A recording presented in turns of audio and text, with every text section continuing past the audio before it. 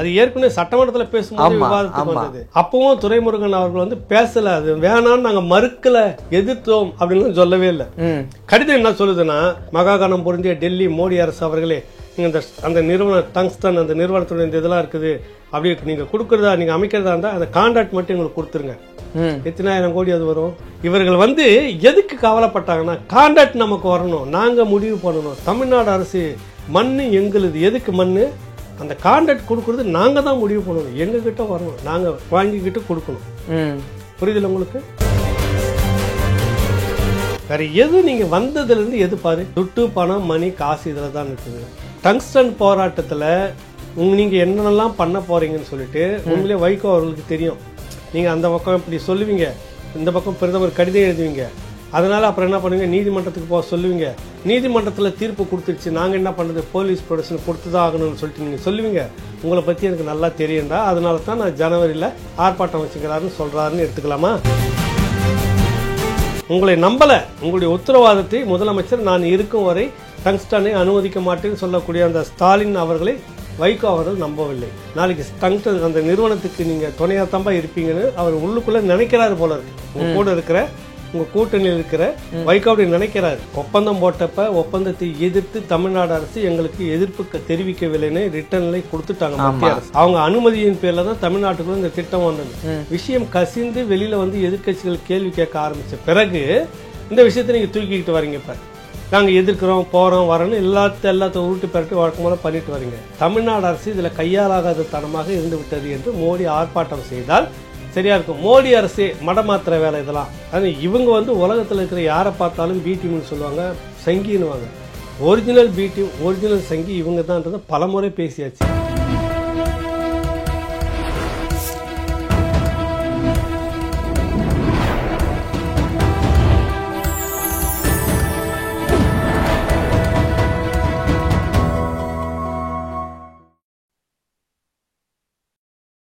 Channel 5 Tamil நேயர்களுக்கு வணக்கம். இந்த நேர்காணலில் நம்மோடு இணைந்திருப்பவர் மூத்த பத்திரிகையாளர் திரு பா. ஏகலைவன் அவர்கள். வாருங்கள், அவரோடு பேசுவோம். சார் வணக்கம். சார் வணக்கம் அரவிந்த். வணக்கம் சார். இப்போ மதுரை அரிட்டாப்பட்டி டங்ஸ்டன் சுரங்கம் அமைப்பதற்கு எதிராக பல்வேறு தரப்புலேருந்து எதிர்ப்புகள் வந்துகிட்டு இருக்கு. எதிர்ப்புகள்லாம் எதிர்கட்சி தரப்புலேருந்து வந்தாலும் இன்னைக்கு குறிப்பாக மதிமுக பொதுச் செயலாளர் வைகோ அவர்கள் ஜனவரி 3ஆம் தேதி டங்ஸ்டன் சுரங்கம் அமைப்பதற்கு எதிராக போராட்டம் நடத்த போவதாக அறிவித்திருக்கிறாரு. இல்லை, எந்த வைகோ சொல்றீங்க நீங்க? மதிமுக வைகோ. இன்னும் அந்த கட்சியில தலைவராக இருக்கிறாரு. சரி, சொல்லுங்க, கேள்வி. ஆமா, அதாவது திமுகவோட நெருக்கமா இருக்கக்கூடிய நபர் அவரே இப்படி போராட்டம் அறிவிச்சிருக்காங்களே, இந்த பார்வை உங்களுடைய பார்வையில எப்படி இருக்குது? இதுல என்னன்னா, இந்த திராவிட கூட்டத்துக்குள்ளாக சிலர் இந்த உருட்டுறது பெரட்டிட்டு வர கும்பல்னு ஒன்று இருக்குது, சகோதரர்கள். அவங்கள திரும்ப திரும்ப இந்த மக்கள் மத்திக்கிட்ட அம்பலப்படுத்துறது, அம்மனப்படுத்துறது யாருன்னா இந்த மாதிரியான இந்த போராட்டங்கள், இப்படியான நபர்கள் கூட்டணிக்குள்ளே இருக்கிறவங்களே தான். அந்த போராட்டம் வந்து இந்த விஷயம் வெளியில் கசிஞ்ச உடனே பதறி அடித்து, இல்லை நாங்கள் வந்து மக்களுக்காக தான் இருக்கிறோம், அமைச்சரவை தீர்மானம் நிறைவேற்றிட்டு உடனே இது வந்து பிரதமருக்கு கடிதம் எழுதியிருக்கிறோம் அப்படின்னு சொல்லிட்டுலாம் சொன்னார். அந்த மாதிரி நடந்துட்ட பிறகு வந்து நாம் தமிழர் கட்சி போராட்டத்தை அறிவிக்கிறாரு. அவர் அங்கே போராட்டம் நடத்துகிறாரு. அப்போ இந்த திமுக உடன்பிறப்பு சகோதரர்கள் வந்து, எப்போ ஃபோன் ஒயர் அறுந்து போச்சு, 2 நாள் ஆச்சு, இன்னும் கத்திக்கிட்டு இருக்கிற நீ அப்படின்ற மாதிரி ரொம்ப கேளிக்கையாக ரொம்ப கேவலமாக பேசி விமர்சனம் பண்ணி, திமுக தான் முடிவு எடுத்துருச்சு, அமைச்சரவை கூடி முடிவு எடுத்துட்டு ஸ்டாலின் அவர்கள் முதலமைச்சராக ஒரு கடிதம் பிரதமருக்கு எழுதிட்டாரு. நான் இருக்கும் வரை இந்த மாதிரி அனுமதிக்கவே மாட்டேன்னு சொல்லிட்டாரு. அப்புறம் எதுக்கு நீ போராடுற, சும்மா மக்களை ஏமாத்துறீங்களா அப்படின்லாம் கேள்வி கேட்டு நிறைய உருட்டிக்கிட்டு இருந்தாங்க. பார்த்துருப்பீங்க சமூகத்தில். இப்போ நான் கேட்குறேன், உங்கள் கூட இருக்கிற கூட்டணி கட்சி தலைவர் தானே அவர். எனக்கு எதுக்கு அவர் மதிமுக தலைவர் வைகோ இருக்கிறாரான்னு கேட்டேன்னா, மதிமுகவின் தலைவராக இருக்கிறாரான்னு எதுக்கு கேட்டேன்னா, அவர் திமுகன்ற மாதிரி தான் நிறைய பேர் நினச்சிட்டு இருக்கிறாங்க. மாவை தூக்கிட்டாரோ? ஆமாம், அதனால திமுக அப்படின்ற மாதிரி நினச்சிட்டு இருக்கிறதால திடீர்னு போராட்டம் அறிவிச்சிருக்கிறாரு. அப்படி இப்போ நீங்கள் உருட்டுவீங்களா? இதான் முதலமைச்சர் வந்து தீர்மானம் நிறைவேற்றி அனுப்பிச்சிட்டாரு, அமைச்சரவை கூடி முடிவெடுத்துருச்சு, இருக்கிற வரைக்கும் அந்த மாதிரி அறிவிச்சிட்ட பிற்பாடு வைகோ எதுக்கு நீ கத்திக்கிட்டு இருக்கிற, ஃபோன் ஒயர் அந்து போச்சு, நீ எதுக்கு போராட்டம் பண்ணுற, கேட்கணுமா இல்லையா? கேட்கணுமா இல்லையா? சீமானை கேட்டாங்க, கேட்டாங்கல்ல. இப்போ என்னன்னு உருட்டுவீங்க சொல்லுங்க? இப்போ உங்களுடைய இந்த மாதிரியான 2 நிலைப்பாடு இருக்குல்ல, இந்த தண்டவாளம் எதிர்கட்சியாக இருக்கும்போது போராடுவது, அப்புறம் எதிர்கட்சி நபர்கள் என்றால் ஒரு மாதிரி பேசி உருட்டிக்கிட்டு வர்றது, வதந்தியை கலப்புறது, அவதூறாக பேசுறது, அதெல்லாம் இந்த மாதிரி அம்பலப்படுத்துறது யாருன்னா உங்கள் கூட இருக்கிறவங்க அப்பப்போ இது செய்திடுறாங்க. இப்போ நாட்டில் வந்து சட்டம் ஒழுங்குலாம் கெட்டு போச்சு, கிராமம் வரைக்கும் வந்து நிறைய இந்த போதைப் பொருள் பழக்கம் போயிடுச்சு அப்படின்னு நான் சொல்கிறப்ப உங்களுக்கு எதிர்க்கட்சி தரப்பில் சொல்லக்கூடியவங்க வந்து தப்பாக படுது. உடனே உங்கள் டீமை வச்சு நிறைய எழுதுறீங்க எதிர்ப்பு தெரிவித்து. இப்போ திருமாவளவன் சொல்கிறாரு கிராமம் வரை போதைப் பொருள் இருக்க அரசு கட்டுப்படுத்தணும்னு சொல்லிட்டுங்க. சாதிய வன்கொடுமைகள் இந்த ஆட்சியில் அதிகமாக இருக்குதுன்னு நம்ம சொன்னால் உங்களுக்கு கோபம் வந்து இருந்தது இவ்வளோ நாளாக. நீங்கள் எதிர்த்தரப்பு இப்போ மதிமுக அவங்க கூட ஒட்டுண்ணி மாதிரி உட்காந்துட்டு இருக்கிற ஒட்டுண்ணி மாதிரி இருக்கக்கூடிய கம்யூனிஸ்ட்னு சொல்லக்கூடிய தோழர் அவர் இன்னைக்கு அறிவிக்க கொடுக்குறாரு வந்து 3 ஆண்டுகளில் சாதி வன்கொடுமைகள் அதிகமாகிவிட்டது தமிழ்நாட்டில். அப்போ அதுக்கு என்ன சொல்லுவீங்க நீங்கள்? டங்ஸ்டன் போராட்டத்தில் நீங்கள் என்னென்னலாம் பண்ண போகிறீங்கன்னு சொல்லிட்டு உண்மையிலே வைகோ அவர்களுக்கு தெரியும். நீங்கள் அந்த பக்கம் இப்படி சொல்லுவீங்க, இந்த பக்கம் பிரதமர் கடிதம் எழுதுவீங்க, அதனால் அப்புறம் என்ன பண்ணுவீங்க, நீதிமன்றத்துக்கு போக சொல்லுவீங்க. நீதிமன்றத்தில் தீர்ப்பு கொடுத்துருச்சு, நாங்கள் என்ன பண்ணுறது, போலீஸ் ப்ரொடெக்ஷன் கொடுத்து தான் ஆகணும்னு சொல்லிட்டு நீங்கள் சொல்லுவீங்க. உங்களை பற்றி எனக்கு நல்லா தெரியும்டா, அதனால தான் நான் ஜனவரியில் ஆர்ப்பாட்டம் வச்சுக்கிறாருன்னு சொல்கிறாருன்னு எடுத்துக்கலாமா? அப்படி எடுத்துக்கலாமா? அதானே அர்த்தம். உங்களை நம்பலை, உங்களுடைய உத்தரவாதத்தை முதலமைச்சர் நான் இருக்கும் வரை டங்ஸ்டனை அனுமதிக்க மாட்டேன்னு சொல்லக்கூடிய அந்த ஸ்டாலின் அவர்களை வைகோ அவர்கள் நம்பவில்லை. கடந்த கால துரோகம் இவர் ஏற்கனவே பேசியிருக்கிறாரு. நீங்கள் வந்துட்டு மீத்தேன் எரிவாயுக்கு அக்ரிமெண்ட் போட்டு வந்தவர்கள் தானே நீங்கள். இப்பொழுது எதிர்கட்சியான பிற்பாடு பாடம் கற்றுக்கொண்ட பிறகு அது நான் தெரியாமல் செய்துவிட்டேன் என்று ஒப்புதல் வாக்கு மூலம் கொடுத்து மக்கள்கிட்ட வந்து கெஞ்சிறீர்களே அப்படின்லாம் விமர்சனம் பண்ணவர் தான் வைகோ. அந்த அடிப்படையில் நீ இப்போ இன்னைக்கு வந்துட்டு பிரதமருக்கு கடிதம் எழுதினாலும் நாளைக்கு டங்ஸ்டன் அந்த நிறுவனத்துக்கு நீங்கள் துணையாக தான்பா இருப்பீங்கன்னு அவர் உள்ளுக்குள்ளே நினைக்கிறாரு போல இருக்கு. உங்கள் கூட இருக்கிற உங்கள் கூட்டணியில் இருக்கிற வைகோ அப்படி நினைக்கிறாரு. அதை நம்பாம தான் இப்போ போராட்டம் நடத்துறாரு. கரெக்டா? சரி சார், இந்த போராட்டத்தின் வெளிப்பாடு நடந்தால் ஜனவரி 3 நடந்தால் இந்த போராட்டத்தின் வெளிப்பாடு பிரதமரை நோக்கி இருக்குமா இல்ல தமிழக அரசு திமுகவை நோக்கி இருக்குமா? பிரதமரை நோக்கி தான் அங்கே இருக்கணும். திமுக தொட்டு பேச மாட்டாங்க. எதுக்கு எடுத்தாலும் சீன பொறிஞ்சவருக்கு அந்த பக்கம் நின்று கத்துற மாதிரி இவங்க எதுக்கு எடுத்தாலும் மோடி அரசுன்னு ஒப்பந்தம் போட்டப்ப ஒப்பந்தத்தை எதிர்த்து தமிழ்நாடு அரசு எங்களுக்கு எதிர்ப்பு தெரிவிக்கவில்லைன்னு ரிட்டர்ன்ல கொடுத்துட்டாங்க மத்திய அரசு. அவங்க அனுமதியின் பேர்ல தான் தமிழ்நாட்டுக்குள்ள இந்த திட்டம் வந்தது. ஒப்பந்தம் விடும்போதும் அவங்க கேட்டிருக்கிறாங்க, அப்பவும் ஓகே, இவங்க சைலண்டா இருந்துட்டு இருக்கிறாங்க. கமுக்கமா விஷயம் கசிந்து வெளியில வந்து எதிர்கட்சிகள் கேள்வி கேட்க ஆரம்பிச்ச பிறகு இந்த விஷயத்தை நீங்க தூக்கிக்கிட்டு வரீங்க. இப்ப நாங்கள் எதிர்க்கிறோம், போகிறோம், வரோன்னு எல்லாத்தையும் உருட்டு பெரட்டு வழக்கம் போல பண்ணிட்டு வரீங்க. அப்போ நீங்கள் வந்து யாரை எதிர்க்கணுங்க? தமிழ்நாடு அரசு இதில் கையாலாகாத தனமாக இருந்து விட்டது என்று மோடி ஆர்ப்பாட்டம் செய்தால் சரியா இருக்கும். மோடி அரசு மடமாத்திர வேலை இதெல்லாம். திமுக கூட்டணியில் இருந்துட்டு இந்த மாதிரி இந்த திருமாவளவன் பார்த்தீங்கன்னா எல்லா பிரச்சனையும் இருக்கும். அதை நம்ம தனியாக பேசுவோம். அவர் எல்லா பிரச்சனையும் வந்து ஒன்று கொச்சப்படுத்திக்கிட்டே இருப்பாங்க. இதுக்கு எதிராக அவர் போராட மாட்டார். ஆரிய சனாதனத்துக்கு போயிடுவார். திராவிட சனாதனம் இவரை கொச்சப்படுத்திட்டு கேவலப்படுத்திட்டு பிளாஸ்டிக் சேர் கொடுத்துட்டுக்கும் பேச மாட்டார். இப்போ இவரெல்லாம் இந்த மாதிரி மடம் மாத்துறதுக்காக அப்பப்போ பேச விடுவாங்க. இவங்க எல்லா பிரச்சனையும் மோடி தான் அப்படின்ற மாதிரி. இந்த இதுக்கு மைய மாநிலத்தில் எனக்கு அப்பா நீ, எனக்கு உரிமையாளர் நீ, என்னை பாதுகாக்கிறவங்க நீ, என்னுடைய கண்காணிப்பாளர் நீங்கள், மாநில முதலமைச்சர், நீ ஏன் வேடிக்கை பார்த்துக்கிட்டு இருந்தா அப்படின்னு தான் வைகோ அவர்கள் ஆர்ப்பாட்டம் பண்ணணும், கண்டிக்கணும், பேசணும். ஆனால் பாரு, மோடி அரசு இந்த திட்டத்தை எங்கள் மீது திணிக்காதீர்கள். நான் கரெக்டாக இன்னைக்கு வேணா குறிக்கிறேன், சொல்றது குறித்து வச்சுக்கோங்க.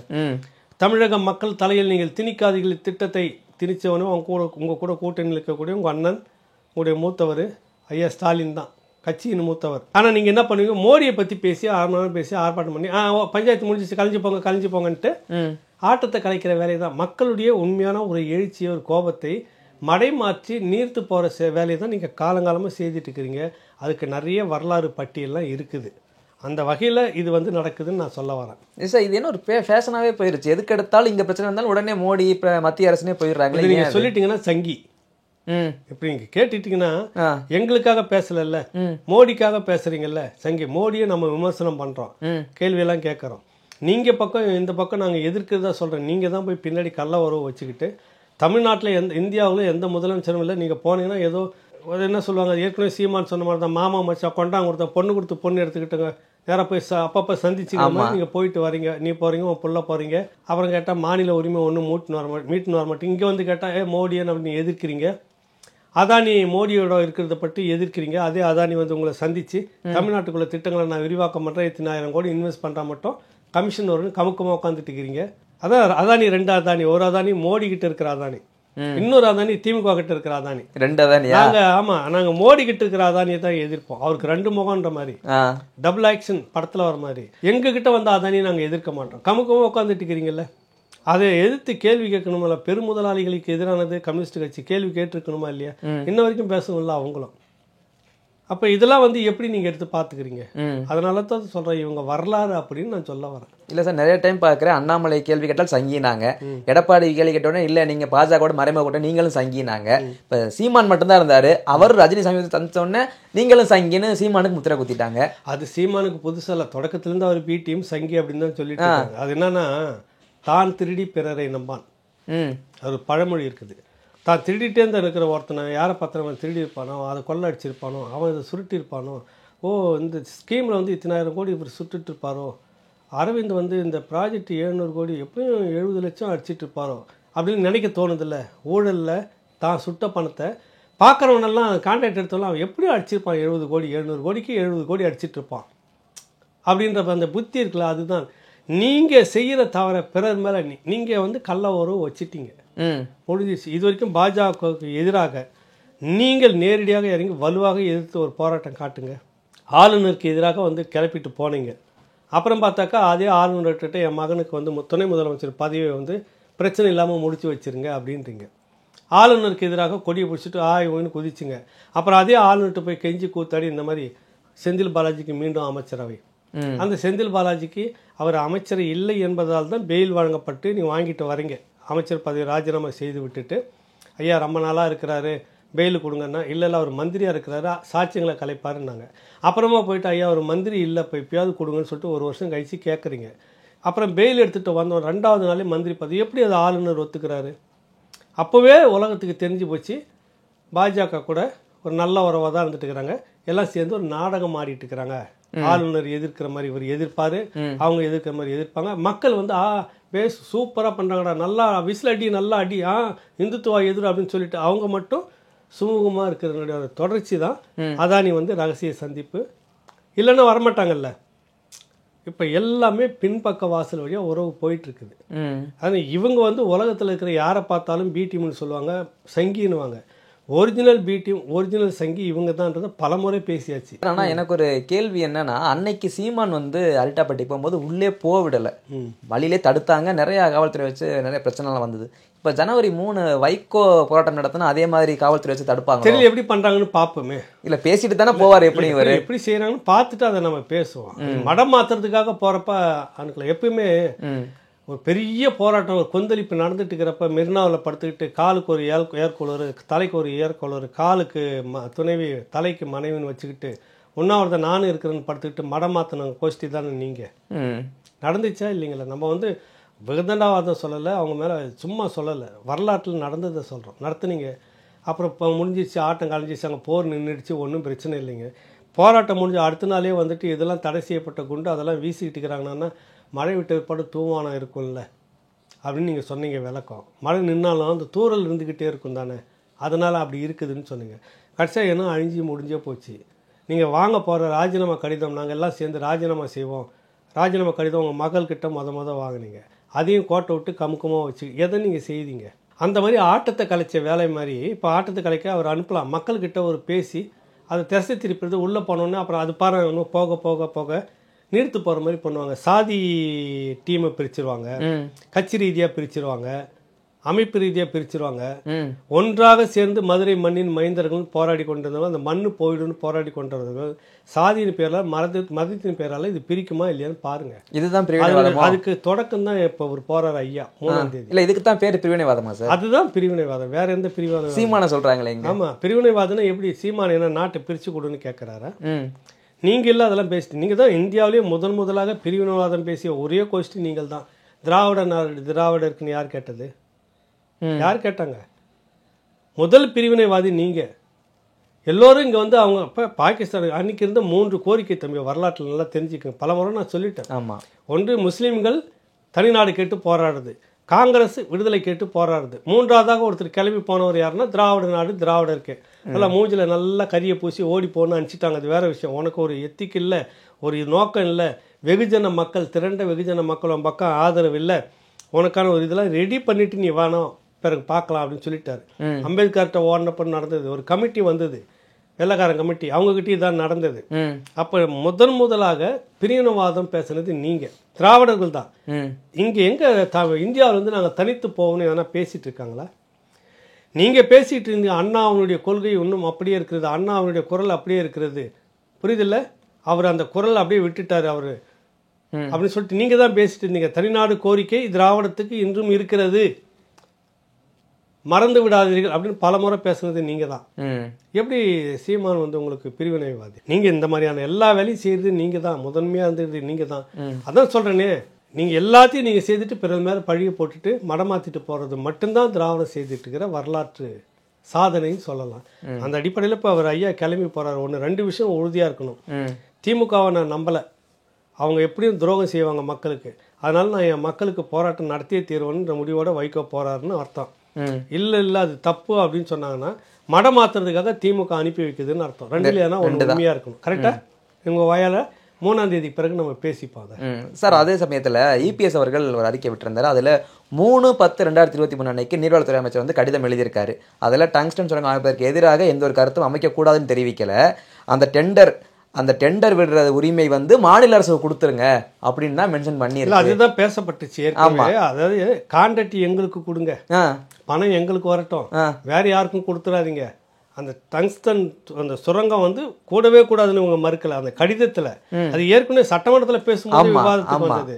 அப்பவும் துரைமுருகன் அவர்கள் வந்து பேசல, அது வேணான்னு நாங்க மறுக்கல, எதிர்த்தோம் அப்படின்னு சொல்லவே இல்லை. கடிதம் என்ன சொல்லுதுன்னா, தயவுசெய்து பிரிட்டிஷ் ராணியார் அவர்களுக்கு நீங்கள் இந்தியாவுக்கு சுதந்திரம் கிடைக்க போகிறதா கேள்விப்பட்டோம், அப்படி கொடுக்குறதா இருந்தால் நீங்கள் தமிழ்நாட்டுக்கு கொடுத்துடாதீங்க, நாங்கள் உங்கள் காலடியின் கீழவே இருக்கிறோம், நல்ல ஷூ நல்லா பளிச்சுனுக்கு நாங்கள் நக்கிறோம் நல்லா சொல்லியிருக்கிறாரு. வெள்ளக்கார ஷூ நல்லா சுத்தமாக இருக்கும், அதனால நக்கிறதுல தப்பு இல்லைன்னு அப்படின்னு பேசினவங்க தான் ஐயா பெரியார். அவர் சொல்கிறாங்க அந்த மாதிரிலாம் சொல்லிட்டு இருக்கிறாங்களே. அந்த மாதிரி நீங்கள் பேசுகிற மாதிரி இப்போ என்ன சொல்கிறீங்க, மகாகணம் பொருந்திய டெல்லி மோடி அரசு அவர்களே, நீங்கள் அந்த நிறுவனம் டங்ஸ்டன் அந்த நிறுவனத்துடைய இந்த இதெல்லாம் இருக்குது, அப்படி நீங்கள் கொடுக்குறதா நீங்கள் அமைக்கிறதா இருந்தால் அந்த கான்ட்ராக்ட் மட்டும் எங்களுக்கு கொடுத்துருங்க. எத்தனை ஆயிரம் கோடி அது வரும்? இவர்கள் வந்து எதுக்கு கவலைப்பட்டாங்கன்னா, கான்ட்ராக்ட் நமக்கு வரணும், நாங்கள் முடிவு பண்ணணும். தமிழ்நாடு அரசு மண்ணு எங்களுது, எதுக்கு மண்ணு விற்கிறதுக்கு மண்ணு உரிமை, அதுக்கு தான் மண் உரிமை பேசுகிறேன். மண்ணு எங்களுது, மாநில நாங்கள், எங்கள் கட்டுப்பாட்டில் நாங்கள் தான் முடிவு பண்ண வேண்டும். ஐயா ஸ்டாலின் சொன்னாரா இல்லையா? அப்போ அந்த சுரங்கமே வேணாம், அப்படி பாதிக்கிற மாதிரி திட்டங்கள் வேணான்னு மறுக்கலை. அந்த கான்ட்ராக்ட் கொடுக்குறது நாங்கள் தான் முடிவு பண்ணணும், எங்ககிட்ட வரணும், நாங்கள் வாங்கிக்கிட்டு கொடுக்கணும். புரியுதில்ல உங்களுக்கு? வாங்க வேண்டியதை வாங்கிக்கிட்டு நாங்கள் கொடுக்கணும். அது எப்படி எங்களுக்கு இல்லாமல் போகலாம்? நீங்களே முடிவு பண்ணிக்கிட்டா எப்படி? நீங்களே எல்லாத்தையும் எடுத்துகிட்டு போனால் எப்படி? எங்களுக்கும் வயிறு வாய் இருக்குதில்ல அப்படின்னு பேசக்கூடிய அரசியல் அது. இதை பேசுவது ஒரு பெரிய மாநில உரிமை போராட்டமா, மண் உரிமை போராட்டமா? இது எவ்வளோ ஒரு அசிங்கமானது, இது வெக்கக்கேடானது இல்லை. நீ மறுக்கலையே சுத்தமாக. கான்ட்ராக்ட் குத்தகையை எங்களிடம் கொடுன்னு தான் கேட்குறீங்களே, வேற என்ன கேட்டிருக்கீங்க? நாங்கள் தான் அந்த அதிகாரத்தை முடிவு பண்ணுவோம். குத்தகை டெல்லி நீங்களே முடிவு எடுத்துக்காதீங்க, நாங்களும் இந்த பக்கம் வரணும் இல்லை, சம்பாதிக்கணும் இல்லை, இதுக்கு தானே நீங்கள் ஆசைப்பட்டிருக்கீங்க. வேறு எது நீங்கள் வந்ததுலேருந்து எது பாரு, துட்டு பணம் மணி காசு இதில் தான் இருக்குது. இது எதில் இருந்திருக்கீங்க? 30,000 கோடி எங்கே போச்சுன்னு தெரியலன்னு சொன்ன மந்திரி இன்றைக்கி உங்கள் கட்சியில் தான் வச்சுட்டு இருக்கிறாரு. அவர் மேலே நீங்கள் கேஸ் போடலை சொன்னார்ல? ஆமாம். உங்கள் பக்கத்தில் துரைமுருகன் 60,000 கோடி வச்சுங்கிறான்ற அந்த நபர் மேலே இன்ன வரைக்கும் நீங்கள் வழக்கு போடலை, இருந்துட்டு ஓடிட்டுருக்குல்ல. எதில் நீங்கள் சம்பாதிக்காமல் ஓடுறீங்க? 10 பைசா கமிஷன் எத்தனை ஆயிரம் கோடின்றது கணக்கு வெளியில் வந்துச்சு, அதுக்கு இல்லை கணக்கு. இந்த மாதிரி இதில் தானே போயிருக்கு. வேறு நீங்கள் என்ன பண்ணீங்க? எப்போ எடுத்தாலும் இந்த 1000 ரூபாய் கொடுத்தோம், இந்த பேருந்துகளை மகளிருக்கு நாங்கள் விட்டோம், இப்படியாக இந்த மாதிரி இந்த சில்லற மீன், சின்ன சின்ன மீனை தூக்கி போட்டுட்டு பெரிய மீனாக பிடிக்கிற மாதிரி இவனுக்கு இங்கே 1000 ரூபா கொடுத்தீங்கன்னா எத்தனை 1000 கோடி குடும்பங்கள் சாராயத்தில் வந்து விழுந்த பணத்தை உங்கள் குடும்பத்தில் கொடுத்துக்கிட்டு இருக்கு. இப்போ நேற்று ஒரு நிகழ்ச்சி, ஒரு துயர சம்பவம். எங்கள் ஊருக்கு போகிறப்ப கிட்டத்தட்ட அங்கே இருக்கிற ஒரு 100 பேரில் பார்த்தா ஒரு 80% பேர் குடித்தவங்களாக தான் இருக்கிறாங்க. அவ்வளோ பணம் நீ வாங்கிக்கிட்டு நான் 1000 ரூபா கொடுக்குறேன். குடும்பத்தில் 100, ஒரு ஊரில் 100 தாலியாக எடுத்துட்டு நான் 10 பேருக்கு 1000 ரூபா கொடுக்குறேன். புரியுதில்ல உங்களுக்கு? இது ஒரு சாதனையா உங்களுக்கு? இதெல்லாம் சேர்ந்து எதுக்குன்னா, இப்போ இந்த டங்ஸ்டன் இது வந்துட்ட பிறகு இவர்களை மேலும் மக்களிடம் அம்பலப்படுத்தியிருக்கு. இவர்கள் வந்து வேணான்னு மறுக்கலை, அது எப்படி நாசமாக போனாலும் பரவாயில்ல, கான்ட்ராக்ட் வந்து டெல்லி கவர்மெண்ட்டே குத்தகை விட்டுட்டு இருக்கிறது ஏற்புடையதல்ல, மாநில அரசு நாங்கள் தான் குத்தகை விடுவோம் தான் அவங்க கடிதம் எழுதியிருக்கிறாங்க. அதை தான் அதிமுக அரசு அம்பலப்படுத்தியிருக்கு. நீங்கள் அதை வந்து மடம் மாற்றுறதுக்கு வேறு எதோ பேசிக்கிட்டு உருட்டிகிட்டு இருக்கிறீங்க. வெளியில் வந்துட்டீங்க, வேஷம் கலைஞ்சி போச்சு. மக்களை நீங்கள் தொடர்ச்சியாக ஏமாற்றிட்டு இருக்கிறீங்க. இதுலேருந்து இப்போ என்ன டைவெர்ட் பண்ணணுன்னு இப்போ போகிற 3ஆம் தேதி வைகோ பேச்சுக்கு பிறகு டைவெர்ட் ஆகுதா இல்லையா பாருங்கள். மடமாத்துறது திசை திருப்பு வேலை தான். அதுக்காக தான் அவர் போகிறாரு. அவர் ஒன்றும் மாவீரன் நெப்போலியன் இல்லை. அவர் இது வரைக்கும் வந்து தமிழ்நாட்டுக்கு போராடினால ஏற்கனவே ஈழம் வாங்கி கொடுத்துட்டார் சுடுகாடா. அவர் அதுக்காக தான் ஓடிட்டு குறுக்கு மறுக்கா ஓடிட்டு இருந்தேன்னு சொன்னார். இப்போ அதுக்கடுத்து நீ என்ன பிரச்சனையை மக்களுக்காக பேசி முடிச்சுக்கிறீங்கன்னா ஒன்றும் இல்லை. இந்த எப்போ போகிறாரு, என்ன நடக்க போகுதுன்னு பார்த்துக்கலாம். இப்போ இதெல்லாம் ஒரு பக்கம் இருக்க, எதிர்க்கட்சி சேர்ந்தவங்கலாம் ஒரு குற்றச்சாட்டு வச்சுக்கிட்டே இருந்தாங்க 2021 திமுக ஆட்சி பொறுப்பேற்றதுலேருந்து. சட்ட ஒழுங்கு சரியில்லை, பெண்களுக்கு பாதுகாப்பே இல்லைன்னு. இன்னைக்கு கூட அண்ணா பல்கலைக்கழகத்தில் மாணவியர்களுக்கு பாலியல் சீண்டல் சம்பவம் நடந்திருக்கு. இதுக்கு பல்வேறு தரப்புல வந்து எதிர்ப்புகள் வந்துகிட்டே இருக்கு. இதை வந்து திமுக ஏன் அந்த அளவு கண்டுக்காம விடுது, என்ன காரணம்? இல்லை, நாங்கள் அதிகாரத்துக்கு வந்துட்டால் நாடே அமைதியாக இருக்குது, பெண்களுக்கெல்லாம் அங்கே எல்லா உரிமையும் இருக்குது, பெண்களுக்கு பாதுகாப்பு. பல சம்பவங்கள் நடந்துச்சு. இன்னொரு பல்கலைக்கழகத்தில் அதே மாதிரி பெண்களுக்கான பிரச்சனை எல்லாம் நடந்து பெரிய பேசு பொருளாச்சு. நாங்கள் மணிப்பூரில் இருக்கிற பெண்களுக்கு இந்த பிரச்சனைனா தான் போராடுவோம். பெண்கள் அமைப்பு அதுக்குன்னா தான் ரோட்டுக்கு வந்து கோஷம் முடிச்சு கோஷம்லாம் போடுவோம். இந்த பெண் உரிமை போராளிகள் அப்படின்னு திரைத்துறையில் இருக்கிற முகங்கள்லாம் வந்து போராடிக்கிட்டு இருப்போம். இங்கே நடக்கிறதுக்கு நாங்கள் பேசவே மாட்டோம். உன்னுடைய நாட்டில் இலக்கியங்கள் எடுத்து பேசிய ஒரு அநீதிக்கு எதிராக சிறந்து எழுந்து கோபத்தில் வந்து மதுரையே எரிச்ச பிறந்த கண்ணைக்கு பிறந்த அந்த மதுரை மண்ணில் ஒரு சப்ஜெயிலர் வந்து அது துணை சிறை அதிகாரி, அங்கே வரக்கூடிய கைதிகளுடைய மனைவிகளும் பெண்களையும் இப்படிலாம் பேசி பேசி நிறைய பண்ணிட்டுக்கிறான்னு தெரிஞ்சிருக்குது. அந்த அடிப்படையில் ஒரு பெண்ணுக்கிட்ட அந்த மாதிரி பண்ணுறான். அந்த பெண்ணு நடு ரோட்டில் செருப்பு கட்டி அடிக்குது, ஓடிட்டே இருக்குது. இது பேசணுமா இல்லையா, இதை விவாதிச்சிருக்கணுமா இல்லையா? அவரை சஸ்பெண்ட் பண்ணியிருக்குங்க. சரி, தன்னை காப்பாற்றி கொள்ள செருப்பு கட்டி அடித்த பொண்ணு அரசு ஊழியரை தாக்கியதாக வழக்குது. எங்கேயாவது நடக்குமா? உன் பெண் உரிமைலாம் எவ்வளோ பெரிய அயோக்கியத்தோட பெரியாரை பேசிக்கிட்டு வந்தால் இன்னும் ஒன்று எதாவது அந்த தடியை கொண்டு ஒன்று அடிப்பாங்க. ஒன்று எதுக்கு நீலாம் பெரியாரை பேசுகிறீங்க? வெக்கமா இல்லை உங்களுக்கு? பெரியார் பெண் உரிமை மீட்டார்னு நீங்கள் பேசாதீங்க. உலகத்தில் எவன் வேணாலும் பேசிட்டோம், ஒரு ஃபாசிஸ்ட்டு கூட பேசிட்டு போட்டோம். நீங்கள் அதை விட மோசமான ஒரு யோக்கியமற்றவர்கள். நீங்கள் ஒரு பெண்ணுக்கு இந்த மாதிரி நடக்குது, தன்னை தற்காத்து கொள்ள அவங்க எதிர்ப்பு தெரிவிக்கிறாங்க. உடனே அது வந்து நடவடிக்கை எடுக்கிறீங்க. இந்த பக்கத்தில் இது ஒரு வழக்கு. இதுக்கு வந்து நாங்கள் வந்து பெண் உரிமைன்னு பேசக்கூடிய இவ்வளவு பெண்கள் யாராவது ஒருத்தர் வெளியில் வந்திருக்காங்களா? சட்டம் ஒழுங்கு சரியாக இருக்குது உங்களுக்கு? நடந்துக்கிட்டு இருக்க நீதிமன்ற வாசலில் கொலை நடக்குது. ஒரு பெரிய நகரத்தினுடைய தலைநகரில் மிகப்பெரிய தேசிய கட்சி தலைவர் கொல்லப்படுறாரு. கேங் வார் மாதிரி பெரிய கூலி படப்போய் திட்டம் போட்டு கொலை பண்ணுது. ரவுடிகளை கண்காணிக்கக்கூடிய உளவு பிரிவின் ஒன்று தனியாக இருக்குது. அவங்கெல்லாம் ஏற்கனவே அவங்ககிட்ட ரிப்போர்ட் கொடுத்துருப்பாங்க. அது இல்லாமல் இன்டெலிஜென்ஸ் தனியாக ஒரு டீம் மாநில அரசுலேருந்து ரிப்போர்ட் கொடுக்குறது நடந்திருக்கும், கண்காணிப்பாங்க எல்லாமே. அப்போ இதெல்லாம் உங்களுக்கு தெரியாது. நடந்து முடிஞ்சிட்டோடனே நாங்கள் வந்து சட்டத்தை பாதுகாக்க எங்கே இருக்குது உங்களுக்கு சட்டத்தை? மானம் போகுது சட்டம் ஒழுங்கு. பேசிட்டு இருக்கிறீங்க. யாருக்கு? ஒரு பெரிய அரசியல் கட்சி தலைவருக்கு இல்லை. கேட்டால் அவர் பஞ்சாயத்து பண்ணார். நீங்கள்லாம் பண்ணாத பஞ்சாயத்தா?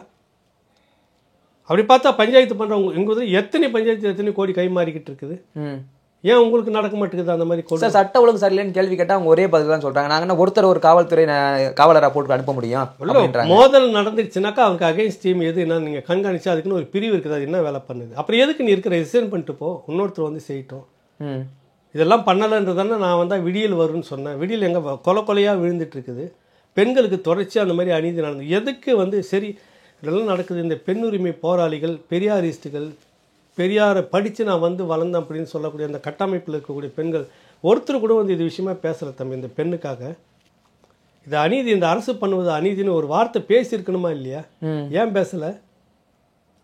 திருவள்ளூரில் இதே மாதிரி ஒரு விஷயம் நடந்தப்ப தன்னை தற்காத்து கொள்ள அந்த பெண் வந்து இப்படி பண்ணியிருக்கிறா கொலை அப்படின்றது அந்த எஸ்பி அளவுலேயே அது வந்துட்டு ஆர்டர் போட்டு கைது பண்ணலை. கொலை இத்தனைக்கும் நீங்கள் வந்து நடக்குது இந்த மாதிரி தொடர்ச்சியாக வந்து பண்ணுறான், ரோட்டில் அடிக்கிறா, ஊரறிய தெரியுது. நீ வந்து இப்படி பண்ணணும், நாளைக்கு எந்த பெண்கள் பாதிக்கப்பட்ட பெண்கள் வந்து எந்த அதிகாரிக்கு எதிராக புகார் கொடுக்கும்? நீ எப்படி பெண் உரிமை பற்றி பேசலை? அதான் சொன்ன உலகத்தில் கடைஞ்செடுத்த ஒரு ஐக்கியம் கூட பெண் உரிமையை பேசினாலும் ஏற்புடையதாக இருக்குது. இவர்கள் பேசினா ஏற்புடையது அல்ல, அதை விட மோசமானவர்கள் நான் சொல்கிறேன். என்ன யோக்கியது இருக்குது உங்ககிட்ட? நடு ரோட்டில் நடக்குது, அதுக்கு எதிராக நீங்கள் கொந்தளிச்சில் நீங்கள் நடவடிக்கை எடுத்திருக்கணும். அப்புறம் எப்படி பாதிக்கப்பட்ட ஒரு பெண் உங்ககிட்ட வந்து புகார் கொடுப்பாங்க? எல்லா துறைகளும் இருக்குது, எப்படி வந்து புகார் கொடுப்பாங்க? அவங்க மேலே வழக்கு போகிறதுக்காகவா? ஏன் இந்த கட்டமைப்பு எதுவுமே ஒன்றும் பேச மாட்டேங்கிறீங்க? எதிர்கட்சியாக இருக்கும்போது மட்டும்தான் போராடுவோம், வேறு மாநிலத்தில் நடந்தால் தான் போராடுவோம்.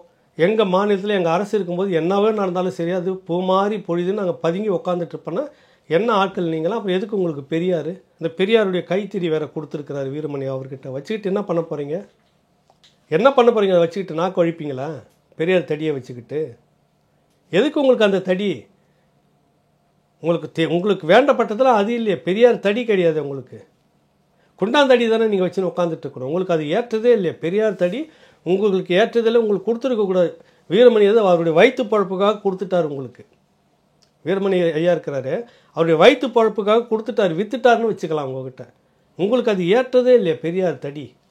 கொஞ்சம் நெஞ்சமாக ஏதோ அவர் பேசி விழிப்புணர்வு தான் கொடுத்தாருன்னு ஒத்துக்கலாம் அந்த காலகட்டத்தில். அவரே இருந்தார், நம்ம மறுக்கலை. ஆனால் அந்த தடி உங்ககிட்ட இருக்கிறதுக்கு என்ன அருகதை இருக்குது? முதல்ல பெரியார் தடி உங்ககிட்ட இருக்கிறதுக்கான அருகதை முதல்ல என்ன, அதை சொல்லு. குண்டாந்தடிகள் தானே எத்தனை கொலைகள் வந்ததுலேருந்து இதெல்லாம் வந்துட்டு ஒவ்வொருத்தருக்கும் ஒரு ஆளை போட முடியும். கேட்குறதே முதல்ல கையால் ஆகாத தானே. உனக்கு எதுக்கு போலீஸ் டிபார்ட்மெண்ட்டு? அப்புறம் எதுக்கு உங்களுக்கு ஒரு அரசாங்கம்? கேள்வி வருமா இல்லையா மக்கள்கிட்ட? எங்களுடைய பல்வேறு கேள்விகளுக்கு நேரத்தை ஒதுக்கி பகிர்ந்தமைக்கு ரொம்ப நன்றி சார். தொடர்ந்து பேசுவோம். நன்றி, வணக்கம் அரவிந்த்.